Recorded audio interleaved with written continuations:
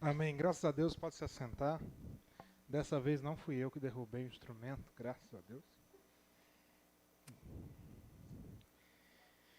Que benção, irmãos, estarmos juntos, em comunhão, na casa do Pai, não é verdade?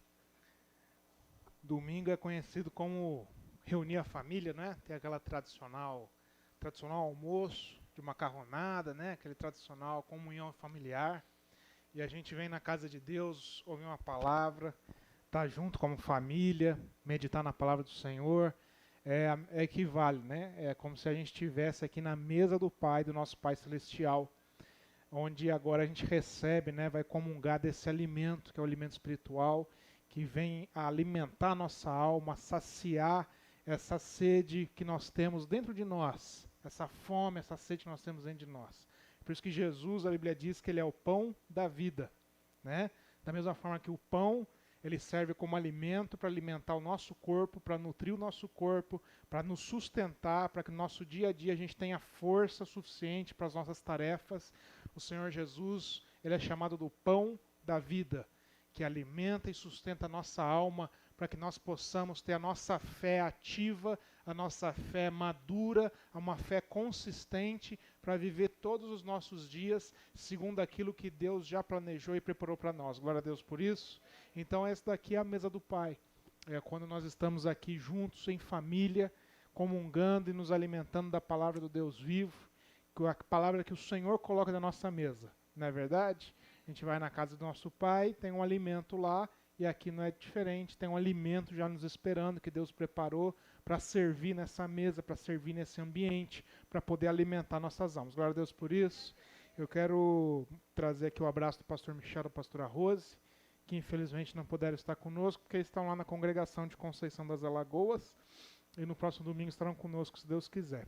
Amém? Curva sua cabeça por um instante. Senhor, nós queremos agradecer por esse tempo de louvor, agradecer pela tua palavra, agradecer, Pai, por esse tempo que nós tivemos, Pai, de poder te adorar. E nós queremos agora que o nosso coração se aquete na tua presença, possa, Pai, receber a tua palavra, a tua instrução, receber o teu alimento para a nossa alma, que nós possamos, Pai, de coração aberto receber, entender, compreender, e que tudo aquilo que rouba nossa atenção caia por terra, seja repreendido no nome de Jesus Cristo. Você que concorda, diga amém.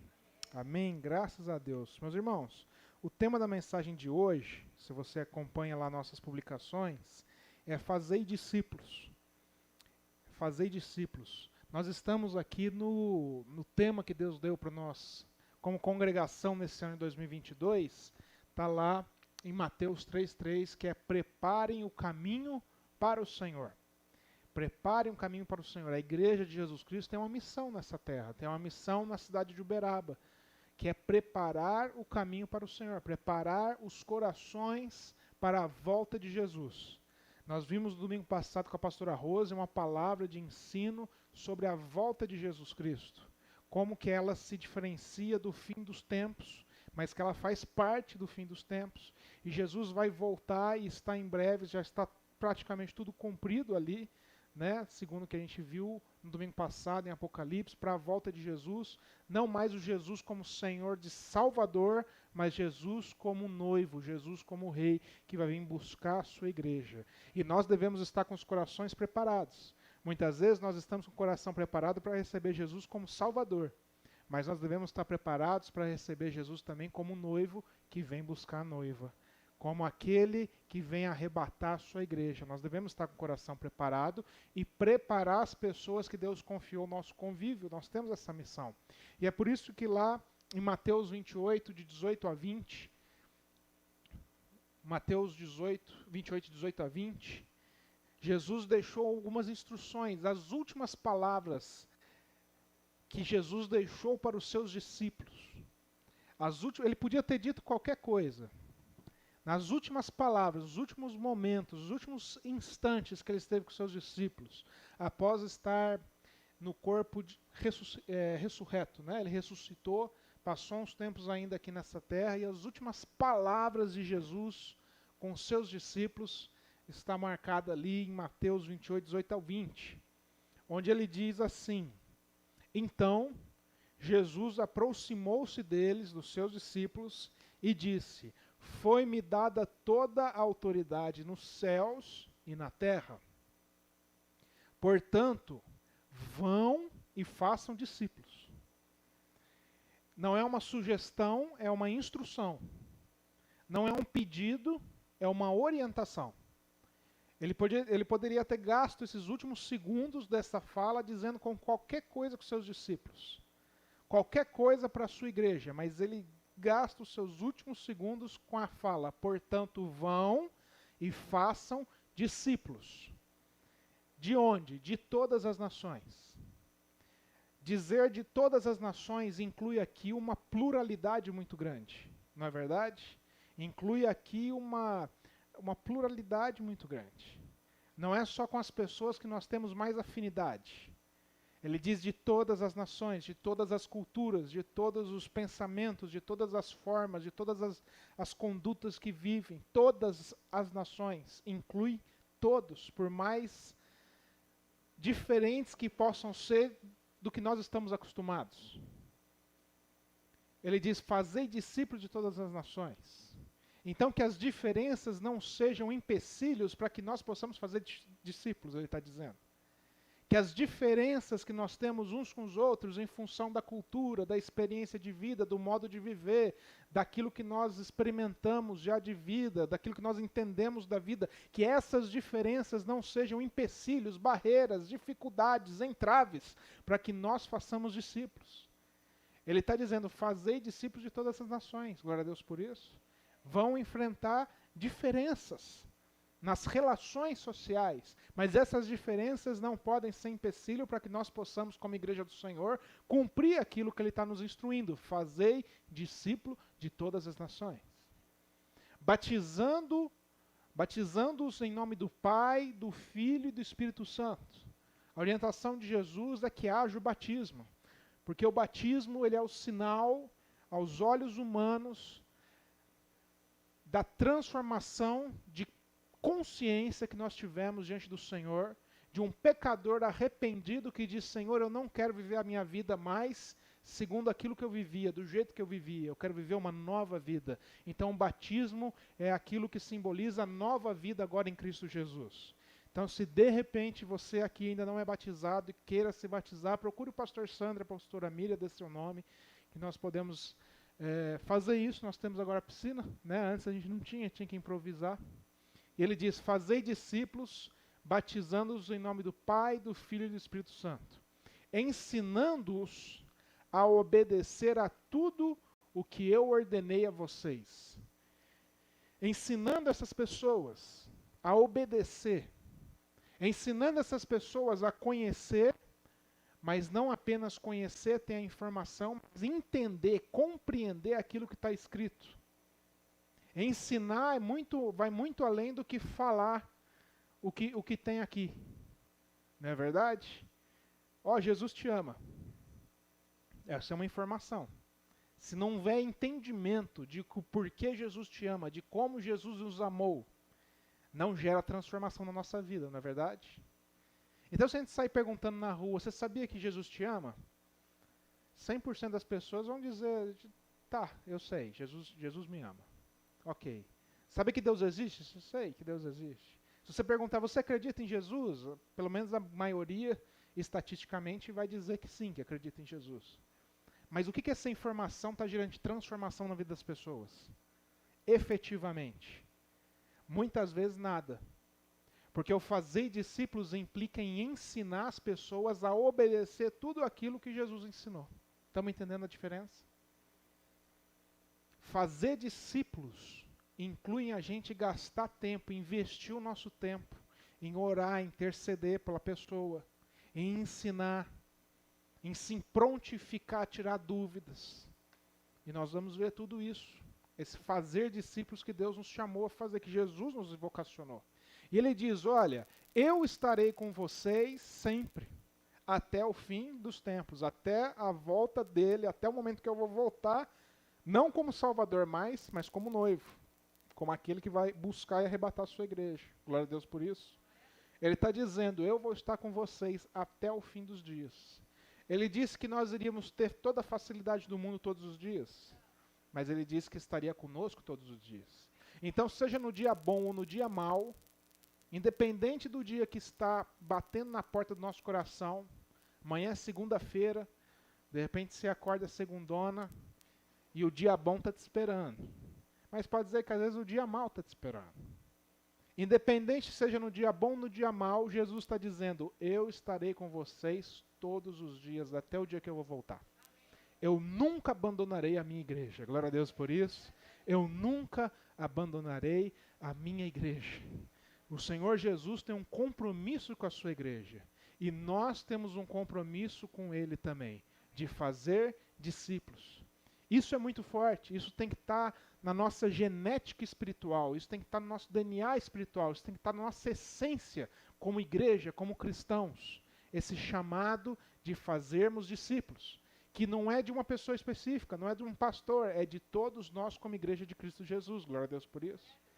E ele gastou o seu tempo ensinando os seus discípulos, assim como ele gasta o seu tempo ensinando a minha vida e a sua vida, para que nós possamos fazer discípulos.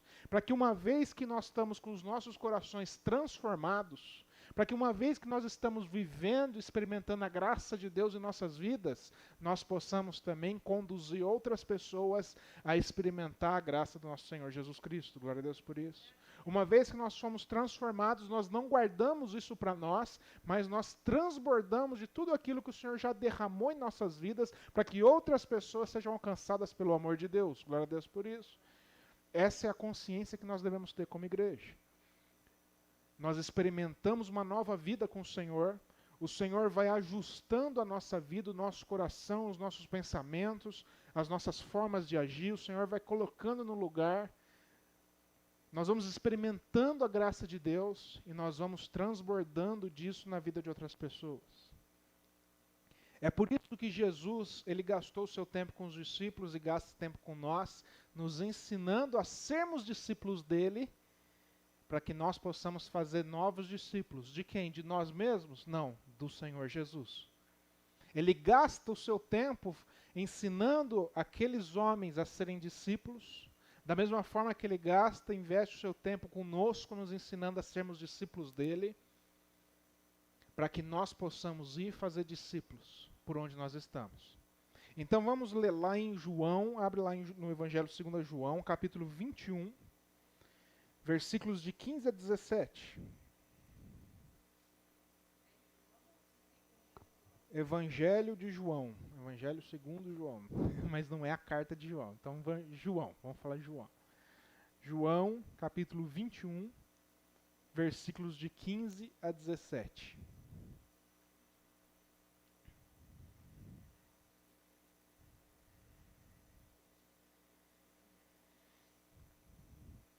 João 21, amém? Diz assim: depois de terem comido, se alimentado, perguntou Jesus a Simão Pedro: Simão, filho de João, amas-me mais do que estes outros? Ele respondeu: sim, Senhor, tu sabes que eu te amo. Ele lhe disse: apacenta os meus cordeiros. Tornou a perguntar-lhe segunda vez: Simão, filho de João, tu me amas? E ele respondeu: sim, Senhor, tu sabes que te amo. Então disse Jesus: pastoreia as minhas ovelhas. Pela terceira vez, Jesus lhe perguntou: Simão, filho de João, tu me amas? Pedro entristeceu-se por ele ter lhe dito pela terceira vez: tu me amas. E respondeu-lhe: Senhor, tu sabes todas as coisas, tu sabes que eu te amo. Jesus então disse: apacenta as minhas ovelhas. Jesus chama Simão Pedro, assim como ele chama cada um de nós, e ele diz: você me ama. Se Jesus estivesse hoje, assim como Simão Pedro, ele esteve com Pedro, chamou Pedro e falou assim: Pedro, deixa eu te fazer uma pergunta. Imagina que agora ele está falando com você. Deixa eu te fazer uma pergunta. Você me ama? A resposta de Pedro para ele foi: sim, Jesus, eu te amo. Qual seria a sua resposta para Jesus essa noite? Se Jesus te chamasse hoje, nessa noite, e falasse: meu filho, minha filha, você me ama? A sua resposta seria igual a de Pedro? Amém? Ou não? Eu te amo, Jesus. E aí a resposta de Jesus, a resposta da resposta, a tréplica de Jesus foi: então apacenta as minhas ovelhas. Já que você me ama, você pastoreia o meu rebanho. Aí ele olha para Pedro, Pedro ouve essa resposta, fica olhando para Jesus, Jesus fala, pela segunda vez ele pergunta: Pedro, deixa eu fazer outra pergunta. Diferente, hein? Você me ama? Aí Pedro: sim, Jesus, eu te amo. E Jesus novamente diz: então, já que você me ama, apacenta as minhas ovelhas. E Jesus fica olhando para Pedro, assim como Jesus essa noite fica olhando para nós, para os nossos olhos, e ele pergunta pela terceira vez: filho, filha, você me ama realmente? E a pergunta de Pedro, a resposta de Pedro, aliás, é: Senhor, tu sabe todas as coisas. Eu estou falando a verdade, eu te amo. Se Jesus hoje estivesse perguntando para você a primeira, a segunda e a terceira vez: filho, filha, você me ama? A sua resposta seria: eu te amo as 3 vezes? Amém? Pelas 3 vezes, Jesus olha para Pedro, Jesus olha para nós e diz: então, já que você me ama, apacenta e pastoreia o meu rebanho, as minhas ovelhas. Apacentar, pastorear, tem um significado de guiar, dirigir, apontar uma direção. Um pastor de ovelhas, falando do campo, ele tem lá o seu cajado, é aquela figura que a gente já conhece, tem as ovelhas. E como é que ele cuida das ovelhas? Ele fala: vem para cá. Não é muito assim que funciona. O cajado apontando mostra que tem que ir numa direção. Ele vai guiando as ovelhas para comer o melhor capim, o melhor pasto possível. Vai levando e guiando as ovelhas para ficar no local mais seguro ou mais perigoso? Mais seguro. Ele vai guiando as ovelhas para poder se alimentar, tomar sol, e depois guia de novo as ovelhas. Ó, vamos para cá, vamos para lá. É um trabalho constante. Não é só pegar e falar assim: ó, a rota é essa, está aqui o Google Maps, então vocês vão de cá até lá, a ovelha depois de lá até cá. A ovelha não entende. Então ele precisa constantemente guiar e apontar a direção. Estamos entendendo isso?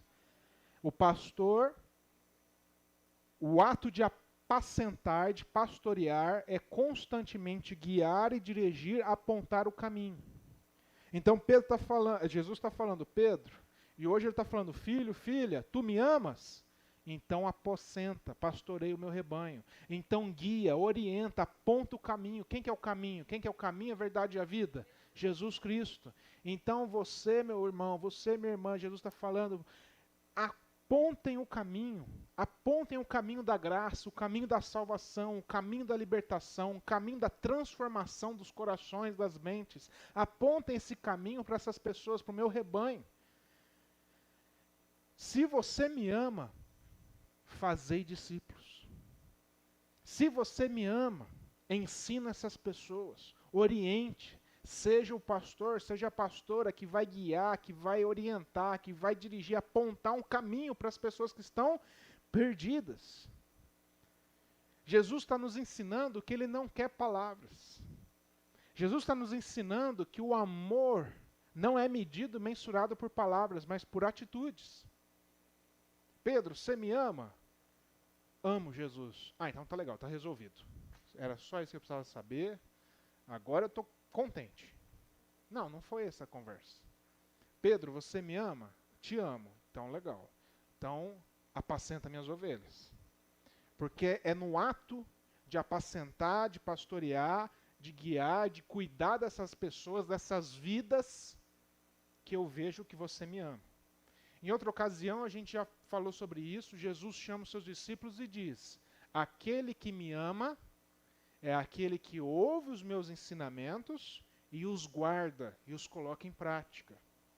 Jesus reconhece que alguém ama ele por aquela pessoa que aprende com ele, guarda os seus ensinamentos e coloca em prática na sua vida. Esse é o verdadeiro amor que Jesus reconhece. Passou disso é balela, é conversa fiada. Jesus está falando: você me ama, Pedro?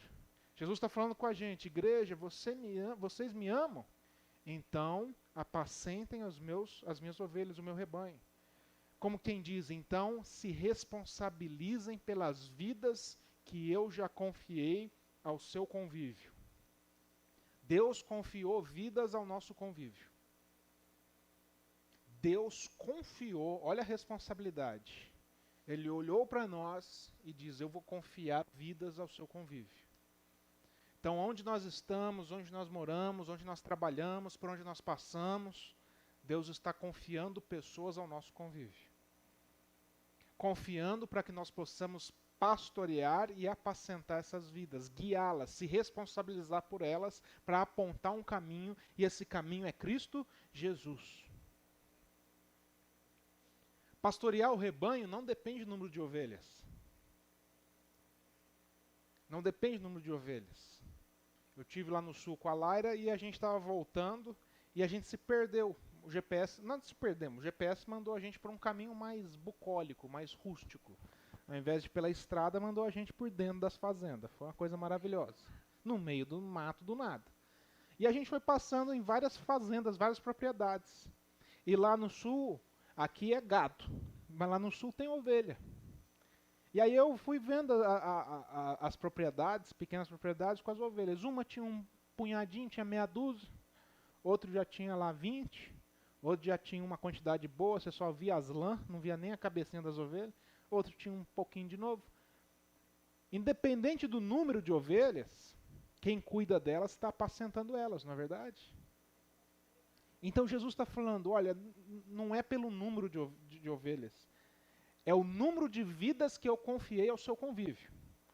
É o número de vidas que eu pus você para se relacionar. Então, com o número de pessoas que você está se relacionando, são essas pessoas que eu quero que você apacente, que você pastoreie, que você cuide. Então, nessa perspectiva, meu irmão, a igreja, o que é a igreja? A igreja é o ambiente onde pastores se reúnem. Nessa perspectiva, isso daqui, a igreja, isso que nós estamos fazendo, é a reunião de pastores da nossa cidade. Você pode dizer glória a Deus? Isso daqui é um ambiente, toda a igreja devia ser um ambiente de reunião de pastores. Para que nós, no nosso dia a dia, possamos pastorear o rebanho que Deus confiou. Glória a Deus por isso. Então isso daqui é a reunião dos pastores que Deus levantou na nossa cidade. Glória a Deus. Esse daqui é a reunião, em outras igrejas que tem na nossa cidade, no domingo está acontecendo, é a reunião dos pastores que Deus levantou na nossa cidade. Isso muda totalmente a nossa consciência, não é verdade? A nossa perspectiva como cristão. Porque isso daqui é a comunhão. Por isso que é na comunhão dos irmãos que Deus ordena a sua bênção. Porque são os pastores que ele está reunindo para apacentar o rebanho que está perdido nessa cidade. Glória a Deus por isso. Então ele reúne aqui os pastores para apacentar o rebanho que está perdido nessa cidade. Você lembra da parábola da ovelha perdida? O que Jesus ensinou na parábola da ovelha perdida? Um pastor tinha 100 ovelhas. Ele cuidava, apacentava, pastoreava essas 100 ovelhas, certo? Aí ele foi reunir essas 100 ovelhas. Fez a contagem no final do dia. Quantas tinham? 99. Estavam sobrando quantas? Faltando quantas? Desculpa. Uma. Meu irmão, por que aí a parábola diz, Jesus diz, que esse pastor parou tudo que ele estava fazendo e foi atrás da ovelha perdida. Não é isso? Aí eu te pergunto, por quê? O que faz um indivíduo parar toda a sua vida por conta de uma ovelha? Ele tinha 99, ele tinha a maioria. Bota duas para se reproduzir ali e pronto. Não é verdade? Se for por questão de número, não tinha muito sofrimento. O que essa centésima ovelha foi se meter onde não devia, não é verdade? Eu apontei o caminho. Ela não quis seguir. Eu tenho 99. Eu tenho a maioria está comigo. Se perdeu, se lascou. Eu tenho a maioria, boto para reproduzir, sai mais uma, tenho 100 de novo, não é? Então o que fez esse pastor não se contentar com uma ovelha perdida? sensibilidade espiritual. É isso que Jesus nos ensina na parábola. Você faz a contagem e você vê que tem uma vida que Deus te colocou como responsável por ela perdida, então você continua insistindo em guiar, em orientar, em pastorear, em apacentar, em apontar o caminho que é Cristo para essa vida. Qual que é a dificuldade? Presta atenção nisso. É que Satanás sabe de tudo isso. É que de repente a gente não sabia, mas ele já sabe. Então presta atenção nisso. Se toda a igreja aberta hoje, na cidade de Uberaba, tem essa consciência de que a igreja é a reunião de pastores que Deus levantou para a nossa cidade. Aí eu te pergunto, como é que ia ser nossa cidade? Pastoreada. Ela ia ser melhor ou pior do que está? Todo mundo no trânsito ia dar seta. Você é doido. Pensa numa cidade transformada. Todo mundo ia ser cordial com um com o outro. Todo mundo ia ter mais paciência um com o outro. Todo mundo ia respeitar mais um outro. Porque ia ter amor nas relações. O amor de Deus, não o amor do mundo. Casamentos transformados, famílias transformadas, tudo transformado. Eu estou falando uma mentira ou estou falando uma verdade? Ah, Bruno, mas isso é uma utopia. Pois é, mas não devia ser. Está sendo porque as igrejas não estão sendo reunião de pastores. Estão sendo reunião de doentes. E aí aquilo que o Gil já pregou num áudio dominical. Jesus chama a gente para vir do jeito que a gente está, mas Ele não quer que a gente permaneça como nós estamos. Não é isso, Gil? Ele quer que a gente seja transformado. Ele não quer que a gente fique doente para sempre. Ele quer que a gente seja restaurado, transformado, para que a gente possa transformar, curar outras vidas que Deus confiou no nosso convívio. Então Satanás, a Bíblia diz que ele veio para roubar, matar e destruir. Ele veio para roubar, matar e destruir a nossa sensibilidade. Para que a gente não tenha essa consciência de que nós somos responsáveis uns pelos outros, pelas vidas que Deus confiou ao nosso convívio. Para que a gente não tenha essa consciência de que Deus nos levantou para apacentar ovelhas que estão perdidas. Para que a gente não tenha essa consciência de que Deus tem um plano nas nossas vidas, mas que esse plano e propósito nas nossas vidas não termina em nós, mas flui por meio de nós para alcançar outras vidas. Glória a Deus por isso.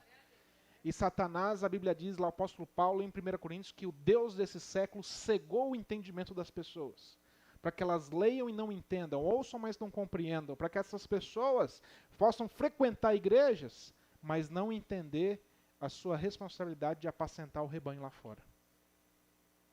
Mas essa noite o Senhor quer quebrar toda essa cegueira espiritual, glória a Deus por isso. Essa noite o Senhor quer quebrar, remover toda a insensibilidade que Satanás colocou no nosso meio. Essa noite o Senhor quer remover toda a falta de compreensão dos nossos corações, da nossa mente, para que nós possamos sair daqui como pastores levantados pelo Senhor para apacentar a nossa cidade. Todas as pessoas que Deus coloca no nosso convívio são ovelhas perdidas para nós guiarmos, dirigirmos, apontarmos o caminho que é Cristo Jesus. Glória a Deus por isso. Bruno, mas eu não estou, meu coração, sabe, está todo perturbado, tem umas dificuldades aqui, eu não consigo. Pois é, mas nós vamos orar agora hoje. E no nome de Jesus Cristo, nós vamos sair daqui conseguindo. Nós vamos sair daqui como igreja que vive o que prega. Glória a Deus por isso. Então se coloque de pé no teu local, curva sua cabeça, feche seus olhos, vamos ter uma palavra de oração. Coloque sua mão no seu coração, aí onde você está. Do jeito que você está. Do jeito que você está. Como você está diante da presença de Deus. Deus, Ele olha para você essa noite e Ele te recebe do jeito que você está. De repente você sente que você andou distante do Senhor, tem andado distante do Senhor. De repente você sente que você é indigno até de estar na presença de Deus. Mas Deus está falando que Ele está de braços abertos para você essa noite. Que não existe nenhuma barreira para que Ele possa te amar. O Senhor te ama e o Senhor te abraça. O Senhor quer visitar o teu coração, quer visitar a tua mente nessa noite do jeito que você está. Não existem barreiras para o amor de Deus. Não existem nem empecilhos. A Bíblia faz uma pergunta: quem nos separará do amor de Deus? E a resposta é nada. Nada pode nos separar do amor de Deus. O amor de Deus nos alcança, o amor de Deus nos transforma, o amor de Deus nos envolve, a graça de Cristo Jesus alcança a sua vida essa noite. E o Senhor quer colocar no lugar, no devido lugar, o seu coração, os seus pensamentos, as suas emoções, os seus sentimentos, as suas dúvidas. Ele não quer que você viva uma vida longe da presença dEle. Ele não quer que você viva uma vida com cegueira espiritual, sem entender nada, sem compreender nada que está acontecendo. Não, o Senhor quer que você tenha uma vida de paz. Os planos de Deus para a nossa vida são de paz e de prosperidade. E o Senhor quer que nós, como igreja do Senhor, vivamos esses planos, para que nós possamos pastorear o rebanho lá fora. Então, Deus, em nome de Jesus Cristo, tudo aquilo que está perturbando, tudo aquilo que está atrasando a nossa vida, tudo aquilo, Pai, que traz cegueira de entendimento, que não permite a gente entender, compreender os Teus planos, a Tua palavra na nossa vida, caia por terra agora, em nome de Cristo Jesus. Que todo espírito de confusão, que todo espírito que vem para atrapalhar, que todo espírito, Pai, que vem para derrubar o nosso dia, derrubar a nossa fé, oh Deus, seja repreendido no nome de Jesus Cristo. Deus, que toda covardia, que toda falta de coragem para poder se posicionar no dia a dia também seja repreendido no nome de Jesus Cristo. Que toda doença, Deus, tudo aquilo que não vem de Ti e que tem atrapalhado a disposição dos Teus filhos, caia por terra também. Oh Deus, nós oramos, Pai, pelas famílias, pelos casamentos, pelos filhos, por cada um aqui representado, que o Senhor alcance, que o Senhor toque, que o Senhor visite, Pai. Oh Deus, não permita, Pai, a gente viver as nossas vidas, os nossos dias longe dos Teus planos, da Tua presença. Senhor, a Tua vontade é boa, perfeita e agradável, Pai. E nós não queremos mais viver o imperfeito, o mal e o desagradável nas nossas vidas. Oh Deus, visita os nossos corações essa noite. Derrama da Tua paz, Deus. A paz de Cristo Jesus. A paz que aquieta a nossa alma, aquieta os nossos medos, aquieta os nossos anseios, aquieta as nossas angústias. A paz do Senhor que grita muito mais alto do que o grito do nosso medo. A paz que silencia, Pai, quando a gente está agitado, quando está inquieto. A paz de Cristo Jesus que é capaz de dizer: filho, filha, eu estou com vocês todos os dias. Eu estou com vocês até a volta, até a consumação dos tempos. Não fique aflito, eu estou com vocês. Jesus disse: nesse mundo podemos passar por aflições, mas tem de bom ânimo.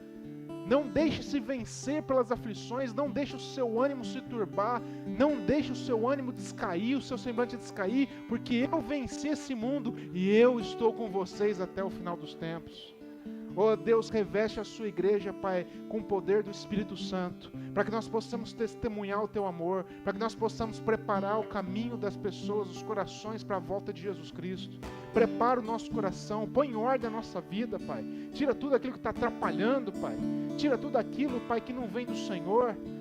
Tira tudo aquilo, Pai. Perdoa os nossos pecados, remove de nós as impurezas, Pai. Limpa os nossos corações, limpa a nossa mente, Pai. Traz sobre nós o Teu refrigério, traz sobre nós a esperança, Pai. Traz sobre nós a esperança do Senhor. E nos ajuda, Pai, para que nós possamos fazer discípulos. Para que as pessoas que o Senhor confia no nosso convívio, nós possamos fazer discípulos, nós possamos pastorear, nós possamos apacentar o rebanho que o Senhor confiou nas nossas mãos. Deus, nós não queremos ser uma igreja negligente, mas nós queremos ser uma igreja obediente. Essa é a nossa oração em nome de Jesus Cristo. Quem concorda, diga amém. Amém? Você pode dar uma salva de palmas para Jesus? Glória a Deus por isso.